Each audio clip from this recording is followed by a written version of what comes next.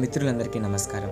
మిత్రులారా, ఈ వీడియో మీరు వినే ముందు నిన్న చేసిన వీడియోని వినండి. ఎందుకంటే ఆ వీడియోలో సగం స్టోరీ ఉంది, ఈ వీడియో సగం స్టోరీ.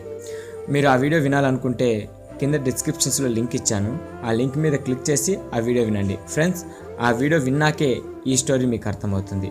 ఓకే ఫ్రెండ్స్, లేట్ చేయకుండా స్టోరీలోకి ఎంటర్ అయిపోదాం. స్టేషన్ అంతా గోలగోలగా ఉన్నా నా గుండె చప్పుడు నాకే వినిపిస్తోంది. తను వస్తుందా రాదా, వచ్చినా ఇదివరకులాగా మాట్లాడుతుందా లేదా, ఏదో తెలియని టెన్షన్.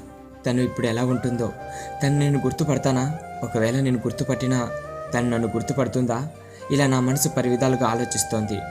ఇంతలో సడన్గా అరుపులు కేకలు.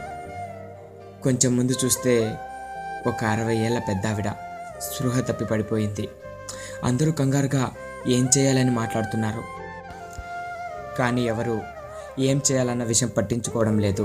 ఆ సమయంలో రైల్వే డాక్టర్ కూడా అందుబాటులో లేకపోతే నేనే దగ్గరుండి ఆవిడను హాస్పిటల్కి తీసుకువెళ్ళడం, ట్రీట్మెంట్ జరిపించడం చకచకా జరిగిపోయాయి.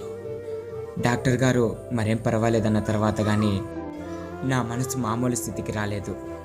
బామ్మగారి నుండి వారి బంధువుల నెంబర్ తీసుకొని జరిగిన విషయం చెప్పి బామ్మగారి దగ్గర సెలవు తీసుకొని బయటకు వచ్చినప్పుడు గుర్తొచ్చింది నేను వచ్చిన పని ఏంటని, నేను చేసిన పని ఏంటని. ఒక్కసారిగా ఏదో శక్తి నన్ను భూమిలోనికి తోస్తున్నట్టు అనిపించింది.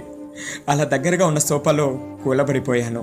ఇంతలో ఎవరో చెయ్యి నన్ను తట్టి లేపారు.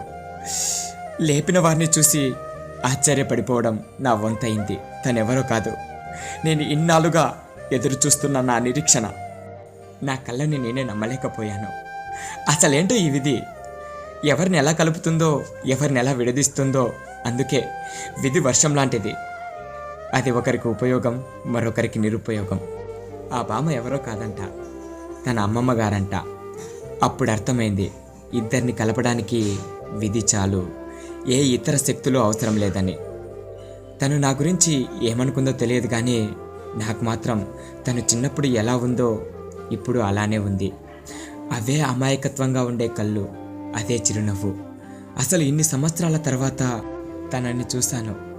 మనసు మాట్లాడమని తొందర పెడుతోంది, కానీ మెదడు మాత్రం ఆలోచిస్తోంది.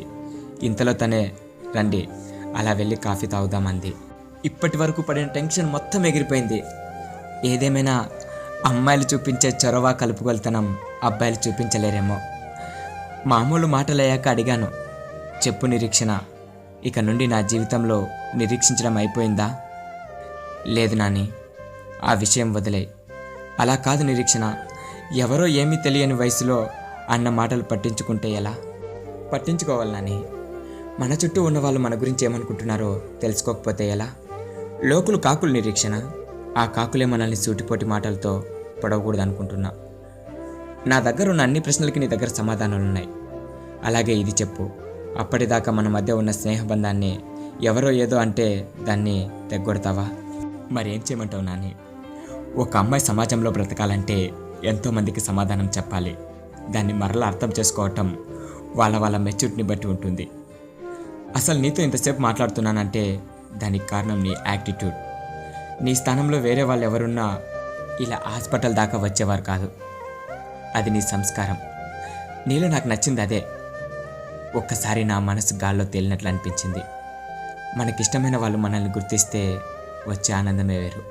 ఇలా ఆలోచిస్తూ ఉండగా తను, సరే ఒక పని చేద్దాం, మనం ఈ ప్రపంచంలో ఎక్కడ ఉన్నా ఇక నీ ప్రతి పుట్టినరోజుకు నేను కాల్ చేస్తాను, అలాగే నువ్వు నా ప్రతి పుట్టినరోజుకు కాల్ చేయి, సరే అంటూ తను థ్యాంక్స్ చెప్పి వెళ్ళిపోయింది. ఇప్పుడు నాకు చాలా ఆనందంగా ఉంది, ఇంత మెచ్యూరిటీగా ఆలోచించే అమ్మాయి నా స్నేహితురాలైనందుకు. అవును, ఈరోజు నా పుట్టినరోజు. తన నుండి వచ్చే కాల్ కోసం నేను ఎదురు చూస్తున్నాను. ఏవండి, లేవండి, నిరీక్షణ కాల్ చేసింది అంటూ నా భార్య సంధ్య నాకు ఫోన్ అందించింది.